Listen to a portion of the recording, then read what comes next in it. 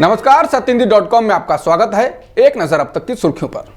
संसद के शीतकालीन सत्र को आज शुक्रवार को 6 दिन पहले ही अनिश्चितकाल के लिए स्थगित कर दिया गया है। तय समय के अनुसार 7 दिसंबर को इसकी शुरुआत हुई थी और इसको 29 दिसंबर को पूरा होना था।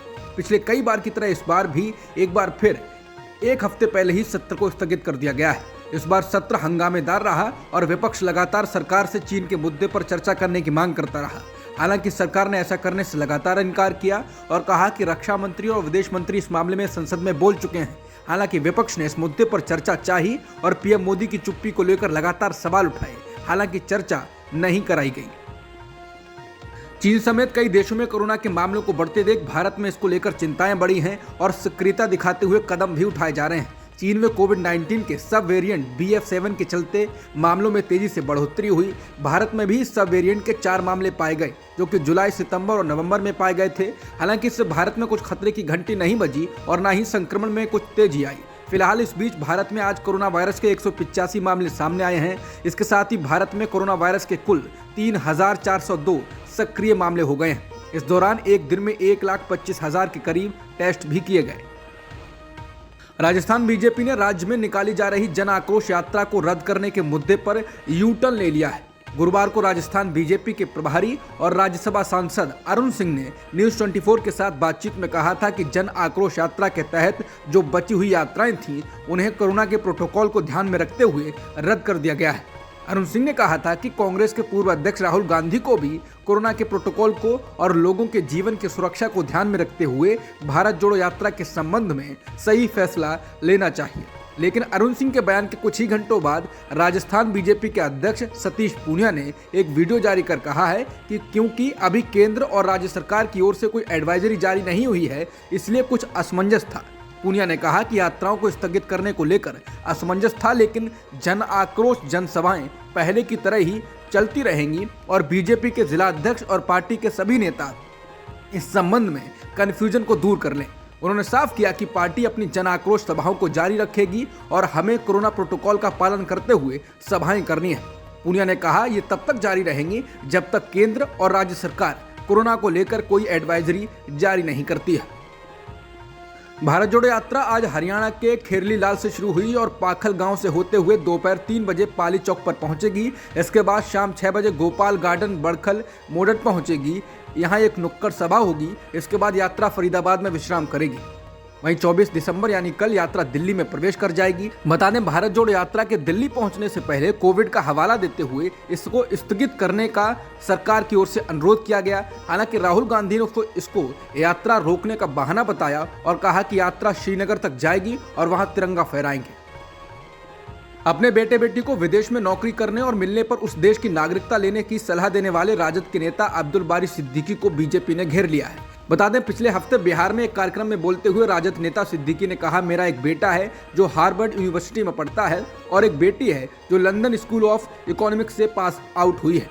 उन्होंने कहा कि मैंने अपने बेटे और बेटी को वहीं यानी कि विदेश में काम करने के लिए कहा और अगर मिल जाए तो वहीं की नागरिकता लेने के लिए कहा है। पूर्व राज्य मंत्री राजद नेता ने अपने बच्चों से कहा कि वो भारत में माहौल को सहन नहीं कर पाएंगे। उन्होंने कहा कि आप केवल कल्पना कर सकते हैं कि किसी व्यक्ति के लिए अपने बच्चों को अपनी मातृभूमि छोड़ने के लिए कहना कितना मुश्किल होता है। इसके बाद बीजेपी उन पर हमलावर हो गई। बिहार बीजेपी प्रवक्ता निखिल आनंद ने कहा, सिद्दीकी की टिप्पणी भारत विरोधी है। अगर वो इतना ही घुटन महसूस करते हैं तो उन्हें एक राजनीतिक नेता के रूप में यहाँ मिलने वाले विशेषाधिकारों को त्याग देना चाहिए और पाकिस्तान चले जाना चाहिए। उन्हें कोई नहीं रोकेगा। बीजेपी नेता ने कहा कि सिद्दीकी राजद प्रमुख लालू प्रसाद के करीबी सहयोगी हैं और उनकी बातें उनकी पार्टी की मुस्लिम तुष्टीकरण की संस्कृति को दिखाती हैं। वहीं सिद्दीकी ने कहा कि उन्हें एजेंडे के तहत घेरा जा रहा है। ऐसा कुछ नहीं कहा जो राष्ट्र विरोधी हो। हमें भाजपा या उस तरह के किसी भी दल से भारतीयता का प्रमाण पत्र लेने की जरूरत नहीं। एमसीडी चुनाव में जीत के बाद अब आम आदमी पार्टी ने अपने मेयर उम्मीदवार की घोषणा कर दी है। शैली ओबेरॉय आम आदमी पार्टी की ओर से मेयर उम्मीदवार होंगी। शैली पटेल नगर विधानसभा के वार्ड 86 से पार्षद हैं। इसके अलावा डिप्टी मेयर उम्मीदवार मोहम्मद इकबाल को बनाया गया है। मोहम्मद इकबाल मटिया महल के वार्ड 76 से पार्षद हैं।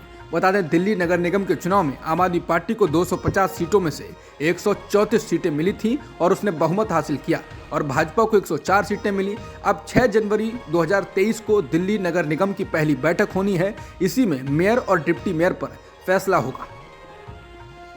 दिवंगत फिल्म अभिनेता सुशांत सिंह राजपूत की पूर्व मैनेजर दिशा सालियान की मौत की एसआईटी से जांच कराने के महाराष्ट्र सरकार के ऐलान पर दिशा के माता पिता ने प्रतिक्रिया दी है। दिशा के माता पिता ने इस मामले को फिर से खोले जाने का विरोध किया और कहा कि पहले ही इस मामले में काफी जांच हो चुकी है। दिशा के माता पिता ने इंडिया टुडे से बातचीत में कहा, क्या इससे हमारी बेटी वापस आ जाएगी? ऐसा क्यों किया जा रहा है? इस मामले को मुंबई पुलिस पहले ही बंद कर चुकी है और काफी जांच हो चुकी है, तो फिर दोबारा जांच की क्या जरूरत है? उन्होंने कहा कि हमें शांति से रहने दें, हम कुछ नहीं चाहते हैं और हम किसी चीज में शामिल भी नहीं होना चाहते। बता दें, गुरुवार को महाराष्ट्र के डिप्टी सीएम देवेंद्र फडणवीस ने दिशा सालियान की मौत की जांच के लिए एसआईटी बनाने का ऐलान किया था। 8 जून 2020 को दिशा ने मुंबई के मलाड इलाके की एक ऊंची इमारत से कूदकर जान दे दी थी। दिशा की मौत के एक सप्ताह बाद ही फिल्म अभिनेता सुशांत सिंह राजपूत भी अपने फ्लैट में पंखे से लटके पाए गए थे। दिशा सालियान के द्वारा आत्महत्या करने के बाद बीजेपी के नेताओं, केंद्रीय मंत्री नारायण राणे और उनके बेटे विधायक नीतीश राणे ने इस मामले में जांच की मांग की थी। नारायण राणे ने एक प्रेस कॉन्फ्रेंस में दावा किया था कि दिशा की हत्या की गई थी और उसमें महाराष्ट्र के एक मंत्री का भी हाथ था।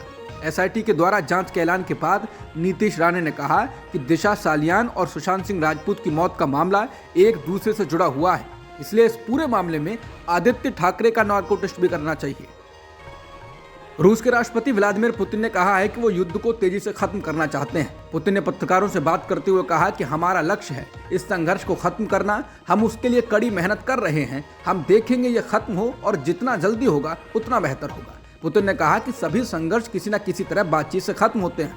हमारे विरोधी यानी यूक्रेन जितनी तेजी से इसे समझेंगे उतना ही बेहतर होगा।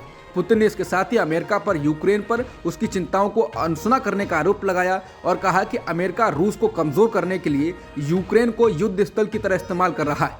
इसके साथ ही पुतिन ने कीव और वॉशिंगटन पर उसकी चिंताओं को अनसुना करने का आरोप लगाया और कहा कि अमेरिका रूस को कमजोर करने के लिए यूक्रेन को युद्ध के मैदान के रूप में इस्तेमाल कर रहा है। बता दें, मॉस्को में अधिकारियों ने हाल के महीनों में बार बार कहा है कि उन्होंने यूक्रेन के साथ बातचीत से इनकार नहीं किया है। उन्होंने राष्ट्रपति जेलेंस्की पर राजनयिक चैनलों को बंद करने का आरोप लगाया, जिन्होंने कहा है कि पुतिन के सत्ता में रहने के दौरान वो बातचीत नहीं करेंगे। पाकिस्तान की राजधानी इस्लामाबाद में शुक्रवार सुबह I-10 सेक्टर में आत्मघाती बम धमाका हुआ। इस बम धमाके में एक पुलिसकर्मी शहीद हुआ है, जबकि 4 पुलिसकर्मी घायल हुए हैं। 2 आम नागरिक भी धमाके में घायल हुए हैं। सभी को अस्पताल में भर्ती कराया गया है। पुलिस के मुताबिक जब पुलिसकर्मियों ने गाड़ी को चेकिंग के लिए रोकने के लिए कहा तो हमलावर ने खुद को उड़ा लिया। धमाके की चपेट में आए एक पुलिसकर्मी की मौके पर ही मौत हो गई। हमलावर के साथ गाड़ी में एक महिला भी सवार थी। हमले में घायल पुलिसकर्मियों से ज्यादा जानकारी भी हासिल की जा रही है। बता दें, इससे पहले तहरीके तालिबान पाकिस्तान यानी TTP के आतंकियों ने 18 दिसंबर को बन्नू कैंटोनमेंट के परिसर में स्थित काउंटर टेररिज्म डिपार्टमेंट के कर्मचारियों को बंधक बना लिया था। 40 घंटे तक चले जबरदस्त संघर्ष के बाद पाकिस्तान आर्मी और सुरक्षा बलों ने सभी 33 आतंकवादियों को मार गिराया था। इस संघर्ष में पाकिस्तान आर्मी के 2 जवान भी शहीद हुए थे और कुछ घायल हुए थे।